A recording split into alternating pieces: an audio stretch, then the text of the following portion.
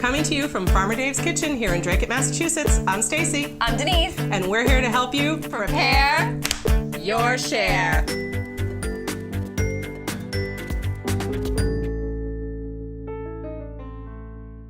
Today we're talking about celeriac, also known as celery root or knob celery. Ever pass by that strange looking vegetable in the market and think, that isn't celery? Or when it appears in your CSA share, we have you covered. Celeriac originated in the Mediterranean and is now grown widely throughout Northern Europe, Northern Africa, Siberia, Southwestern Asia, and North America. Celeriac has a refreshing crunch, and as the name suggests, tastes like celery. The root can be shredded, eaten raw, it can be cubed, roasted, cubed and mashed smooth alone, or with other roots, or cubed and simply slid into soups. Celeriac has a long shelf life. If stored in the refrigerator and not allowed to dry it out, it can really keep for a few weeks easily.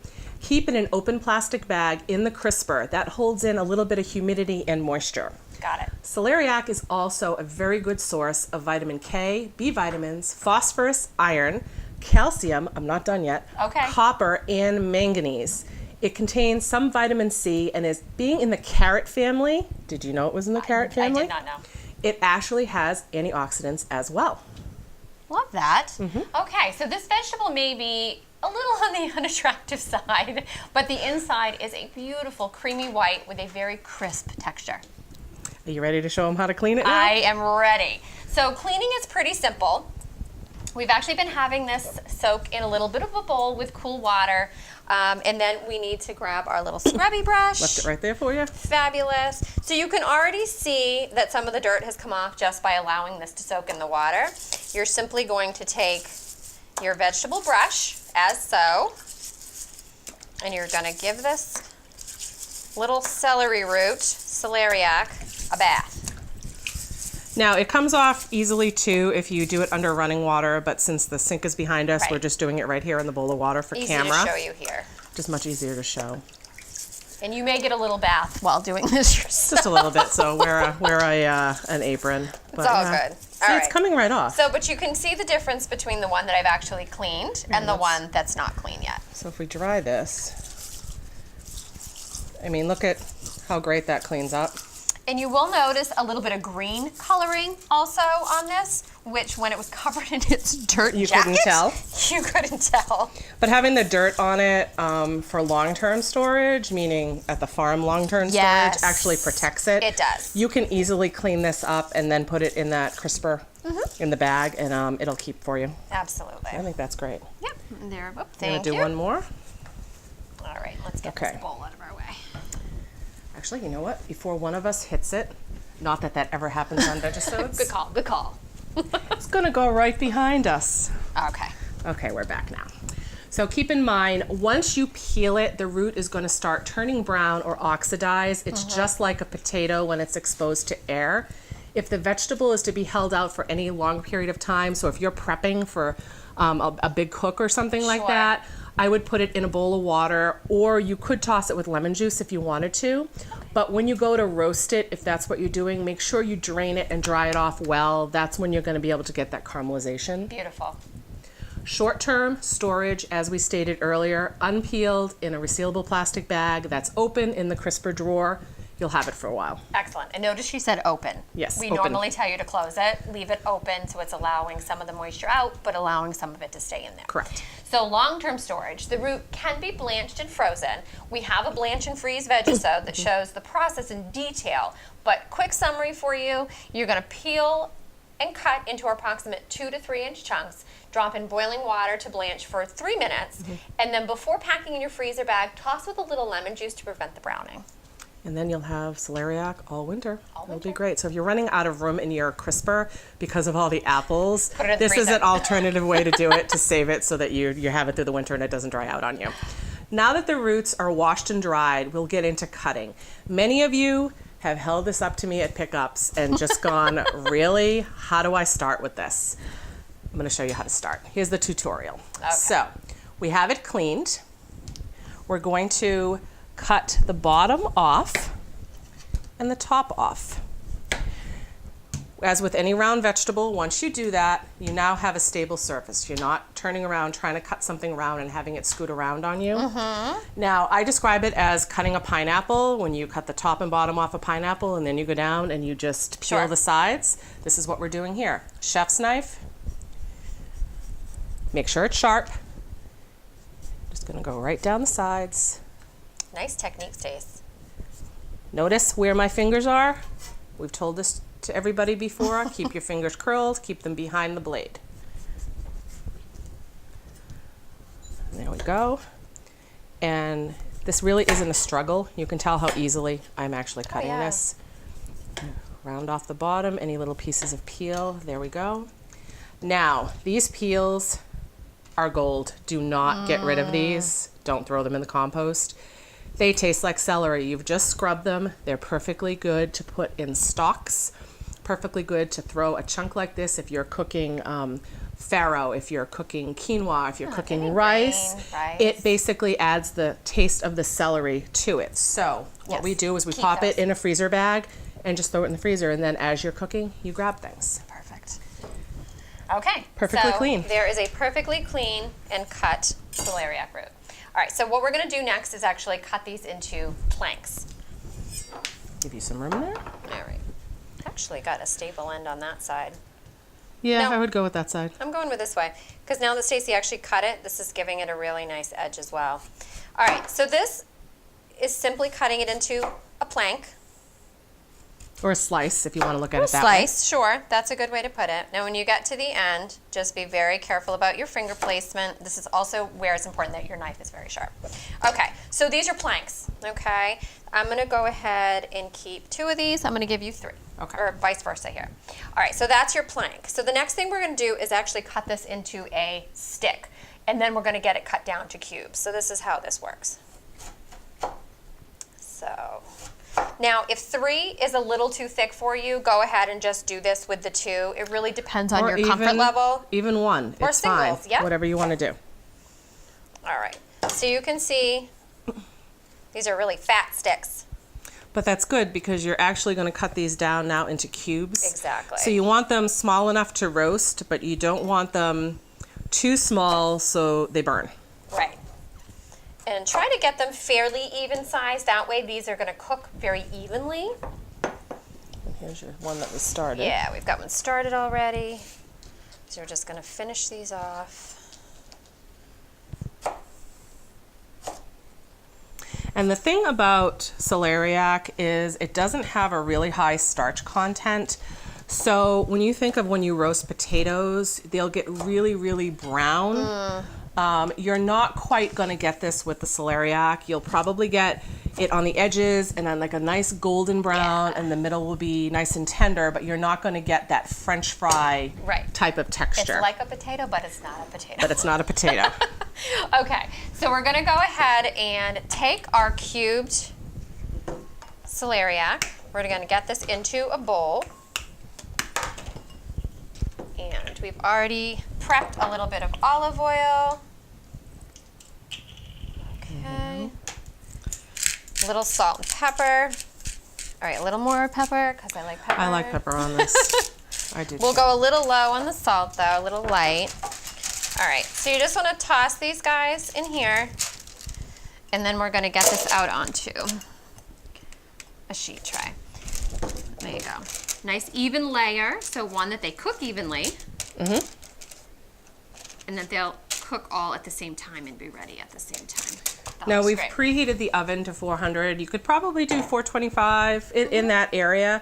You're going to roast it for about 20 to 30 minutes. I would start testing them at 20 minutes. Right. I think is about a good area. And you're going to know whether your oven cooks a little bit faster or a little bit slower, so you'll probably have a gauge on this already. So that's in the oven. We'll check it in 20. We have some ready.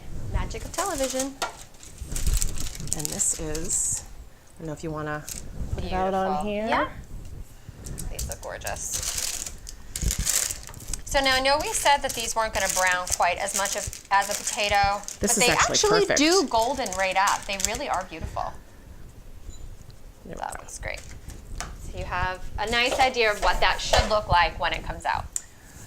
The next cut we're going to show you are planks. Well, planks and then 2 sticks, Yes. actually. So this cut I would use if I was making oven fries. So Denise cut these into planks, and then I'm going to go in and cut them into sticks. Now you don't want to do too small, because again, we don't want them to burn. We want them to have a little bit of texture to them. Not quite a steak fry, but something No, that's got a little more hand to it. A little bit smaller than that. These I'm going to do a little bit smaller. I'm going to go in, and this would be exactly the same thing. Toss it with some olive oil, Right. salt and pepper, Yeah. parchment lined tray, put it in the oven, 400, 425 degrees, and then when it comes out, I honestly don't like putting a lot of seasonings on the celeriac. The flavor is really delicate, and it's just delicious on its own. But you can play with your spices if you really feel like you want to try something different. Sure. I actually love fresh thyme on these, so when they come out of the oven, I'll have some thyme already chopped, like we do here, and I would toss it on the hot fries and just kind of toss it around and everything, and I think that that is really, really, really delicious. Absolutely. So, next. Here we go. Here we go. So, grating. We've got our bowl, we've got our grater, got a nice piece of the celeriac. So we're actually going to go ahead right into a bowl. I like doing this on the large side of it, Yeah, the small I think would be a little bit too small. because you do want to taste it when you're Yeah. eating it. So what we're showing you here essentially is just how to grate this. What we're thinking and what we enjoy is having this on a salad. So we love it raw, we love the crunch. We've actually done a vinaigrette. Now this is kind of a fun one. So we have the apple cider vinegar, which is one of our favorite vinegars to use, your extra virgin olive oil, honey, a little bit of lemon in there, splash of lemon, lime, whichever. Orange juice. We actually ended up using a blood orange. We didn't know it was a blood orange. I zested it, so the orange zest is in here because you never waste zest. Happy accident. It's so good. That's why it's pink. Yeah. It just wound up with such a delicious flavor. So we have all this I'm not going to mixed. quite go all the way to the end because I don't want to lose a finger. Yeah. Oh, that's a perfect amount, actually. Yeah, that's excellent.